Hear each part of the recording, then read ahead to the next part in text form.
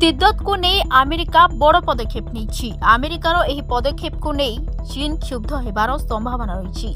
राष्ट्रपति Joe Biden एक विवादीय Tibet bill रे स्वाक्षर करिसेंती, जहा परे एही बिल एबे आईन रे परिणत होछि। एभली भाबे अमेरिका तिब्बतीय लोकंक प्रति निजर समर्थन बढ़ाइछि।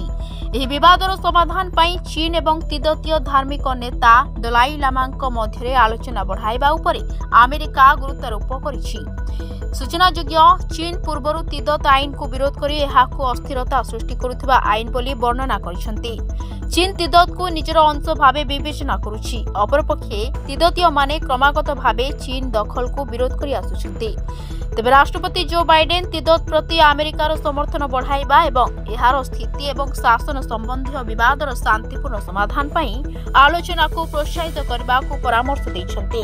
अमेरिकार एही आभिमुख्य को चीन आरंभरू विरोध करी आसुछि। चीन एवं तिब्बतीय आध्यात्मिक नेता तथा नेता दलाई लामांक मध्यरे आलोचना को प्रोत्साहित करबा पई अमेरिका ही बिल स्वाक्षर करिछि, जहा परे एहा एक आईन रे परिणत होइछि। एहार नाम तिब्बत संकल्प आईन रखा जाइछि। Bureau report, Dinalipi live. Dinalipi live को एबे ही लाइक शेयर सब्सक्राइब करंतु।